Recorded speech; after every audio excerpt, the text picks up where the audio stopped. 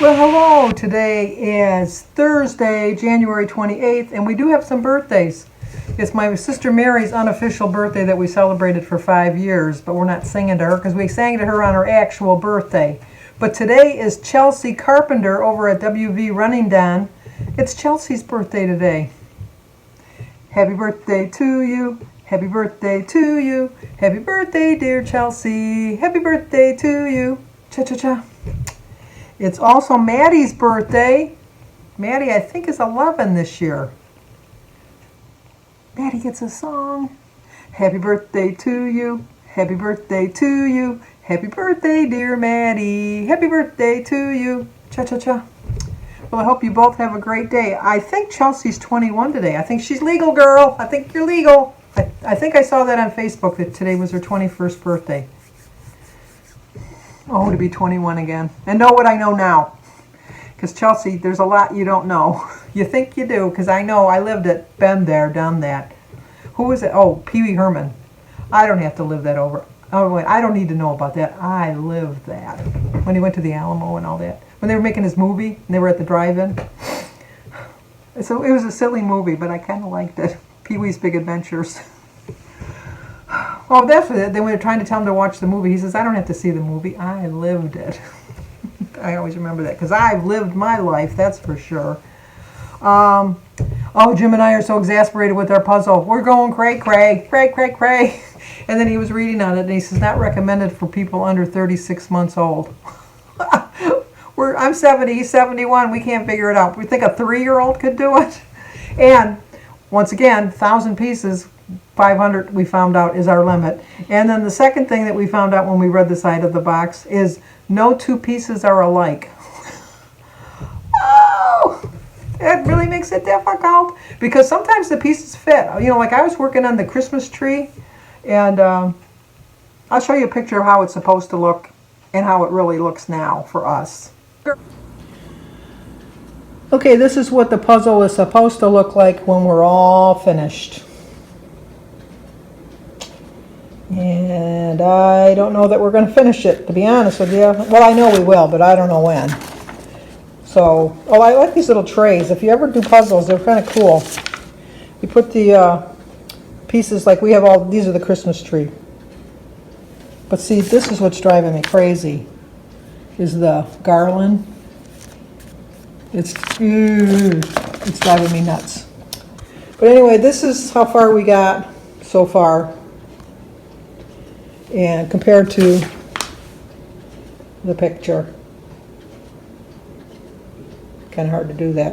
And then we got that part of the car done. And then up at the top. And I got some of the car. And this is what's driving us nuts. We know that we got pieces missing here because we're missing 2 pieces, well, at least 1 piece on the border. Because we think this one goes over here, but then we can't find this piece here. But all of these little flat pieces that we got up there don't work. So, but we got puzzle pieces everywhere. I know we'll get it done, but right about now we're getting a little exasperated. We've got a long way to go. Anyway, the Christmas tree is driving us crazy because like a piece will fit in there perfect, but then when you kind of try to connect another piece, it doesn't work. But then you move it around and you find out it goes in another spot. It's like, it's driving us crazy. It's driving us crazy. But anyway, so I've been working on the puzzle. My friend Kathy, one of my best friends, she called me and we talked for 45 minutes. I was like, oh, I couldn't believe it. And then Jim went yesterday for his physical, his yearly physical, and he has to go through, he's got to get a lot of tests done. They're just like routine tests to kind of, well, Jim smoked for, he said he started smoking when he was 9 years old. You know, like I'm sure it was just like a couple cigarettes here and there, but when we started dating, he was 17 and he smoked like a fiend. So, and he quit in 2010. So that would have put him at what, 60? 61? 61, right? He was born in 49. Yeah, 61. So he smoked for close to 50 years. So he has to go every year to get a lung scan to make sure that he doesn't have lung cancer. So we had to schedule that. And then it's been 5 years, so he has to schedule his colonoscopy, so we had to schedule that. And when the doctor called me, I hit the wrong button and hung up on him. And because you had to call and leave a message for them to call you back. So then I called back and I said, I think I hung up on you. And she said, yeah, you did.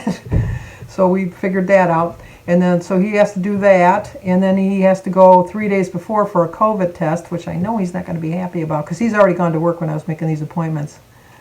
So the first week of February, he has to go to get his COVID test. And then 3 days later, he has his colonoscopy. Then the following week, he has to have his lung scan.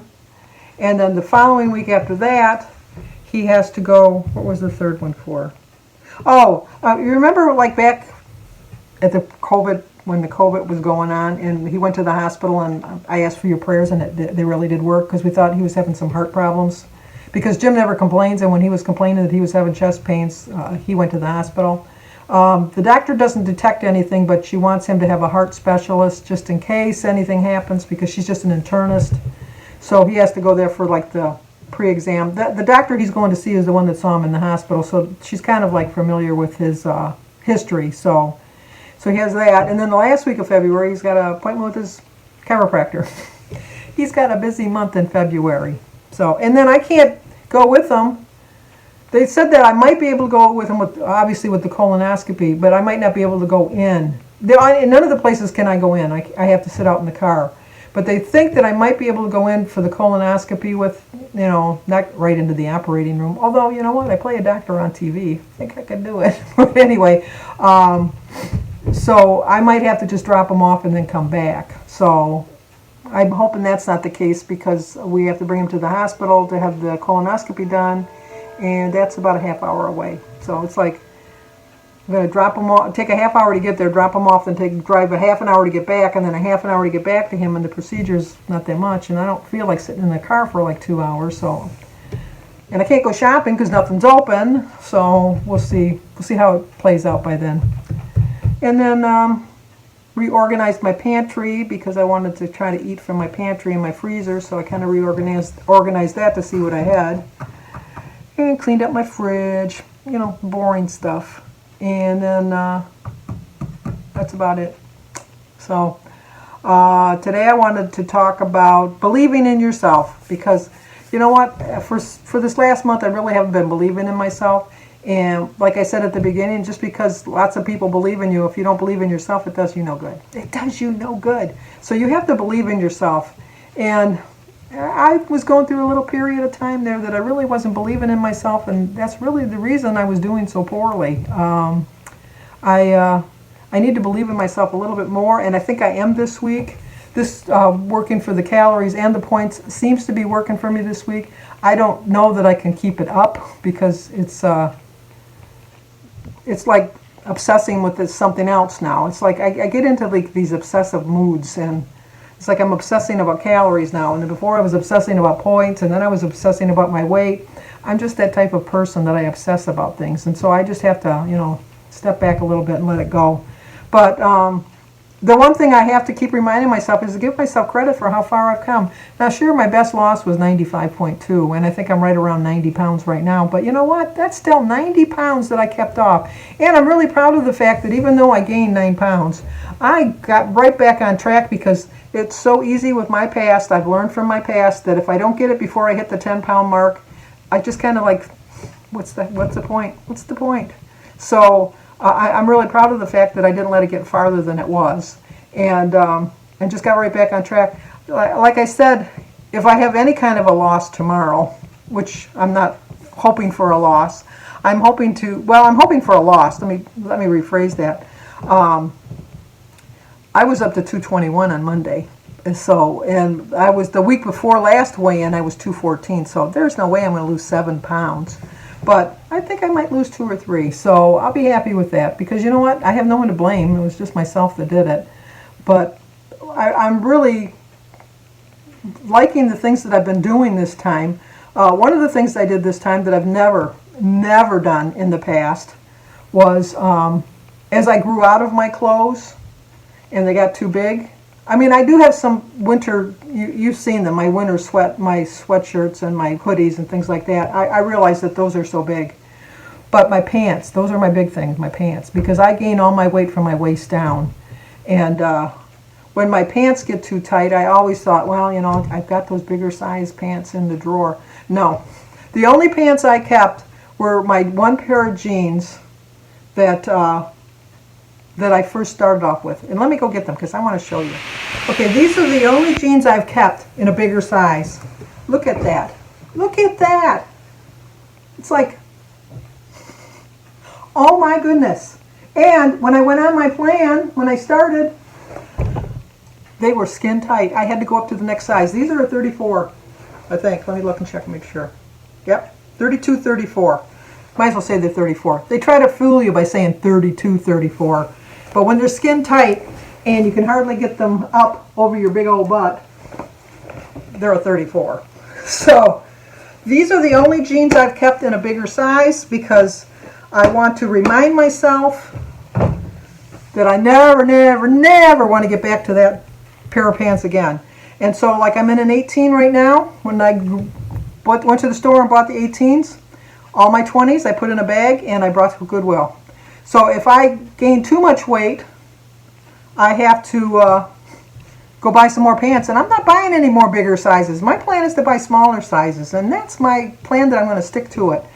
And I'm going to do it this time. And I'm going to get, I'd like to get to a 14. I'd be happy getting to a 14. But you know what? I'd be satisfied with a 16. Although I'm really happy right now in an 18. But you know, like if I want to get to Wonderland, that's going to be a 16. So if I get to Wonderland. Did you hear me just now? Did you just hear me say if I get to Wonderland? When I get to Wonderland, I want to be into a size 16 because the 18s are a little loose on me. By no means could I get into a 16. Well, you know what? I'll be honest. I probably could get into a 16. I might not be able to button it all the way, and even if I could button it, I wouldn't be able to. I'd have to be like this. Like, you know, would you like to sit down? No, I'm fine. I'll just stand because I know if I sat down, I'd split the pants. So I'm not really in a 16 yet, but well, that was before when I was 95 pounds lost. I don't know about now, but I haven't been going to the store, so I don't know. But all I can tell you is you just keep trying. Don't be afraid if you fail. Never be afraid that you might fail because I think that you should be more afraid that you're too afraid to try. I think a lot of people are afraid to try because people say, "Oh, look at Sandy, she's on," which I did get. I did get. My family's very supportive, but we've all had those friends that say they're going to I'm going to quit smoking, and they go, "Yeah, I'm really rooting for you," and then but you're thinking under your breath, "She's not going to quit smoking," you know. Or, I want to go on a diet. Yeah, that sounds really good. She's not going to go on a diet. And I really do think that my family at the beginning thought, well, okay. And, you know, I really can't blame them. I really can't blame them because I can't tell you how many diets I've been on and how many times I started to lose weight, lost weight, and then gained it all back. So I completely understand that they didn't have very much belief in me, although they always supported me. And they never doubted me, although maybe, like I said, in the back of their mind, they might have doubted me. But they don't doubt me now. Don't doubt me now because I am going to do it. I just know I'm going to do it. So I always think that don't be afraid to try. Anything in life, most things in life, I should put, most things in life, you're not going to be able to do in the first time. You're going to have to learn. A baby doesn't just one day get up and start walking. They fall down quite a few times, you know. And then I love watching a newborn baby. Not a newborn baby. Oh my God! If you saw a newborn baby, let me know about that baby because I want to know. I want to see that. You know, like a like a 1-year-old. The first couple steps, and they hold their hands out, and then they take those little hesitant steps, and then they fall down. But you know what? They don't stay on the floor. They get up. Or when they want to climb up onto the couch, they may not get up there the first time, but you know, they are determined little buggers. They get up there. And even like when you're going to school, when you're first learning how to do things, you didn't learn how to read and write right away. You had to learn run Jem, run Dick, or run, no, how did that go? See Jane, run. Oh my gosh, I don't know how my mother listened to me read. See Dick, run. See Spot. It's like, oh my gosh, it was like so monotonous. But that's how you learn, repetitive. You repeat. So like if you make a mistake today, think of what you did tomorrow when you did it. Like think what I did wrong yesterday. And don't repeat it if you can avoid it. And if you do repeat it, just think, well, you know what? Yeah, I'm a learning curve. I'm like a weeble. A weebles wobble, but they don't fall down. You just like kind of tipped a little bit, and you just got back up on track. So, like I said, believe in yourself. I can't stress that enough. And I think that I did lack a little bit of belief in myself, but you know what? There's no stopping me now. No stopping me now. Okay, for today, I thought I ate a really heavy day, which I did. But I was surprised at my calorie count. Oh my gosh. You know, like you never realize how old you are till you look at something, and I'm just looking at my hands. They're like old lady hands. Look at them. Old lady hands. It's just like one day you look at some part of your body and you think, I don't remember that. Anyway, sorry, I got distracted there a little bit. For breakfast, I had some Kodiak pancakes. I had a half a cup, some bacon, a banana, an egg, and my sugar-free syrup. So it came to a 9-point breakfast, and it was 518 calories. And then for lunch, I had a green apple and some of my raspberries. I had a cup of raspberries. I had a cheese stick and some pepperoni, which was a 5-point lunch, so it came to 325 calories. And for dinner, I had a half a cup of cottage cheese. I had a salad with spinach, lettuce, cucumbers, tomatoes in it. And then I put 2 ounces of my oven roasted turkey on top and 4 slices of that ultra thin Swiss cheese and some Olive Garden dressing. And so my dinner came to 14 points. See, people always think, well, I had a salad. I had a salad. It wasn't that bad. You know, salads can be, depending on what you put on the salad, if you're just going to eat the lettuce was 8 calories. The spinach, 7 calories. The cucumber, 8 calories. The tomato, 12 calories. But then you get to the heart of the meal, which is the dressing, which was 80 calories. The cheese was 120. So, I mean, it adds up is my point.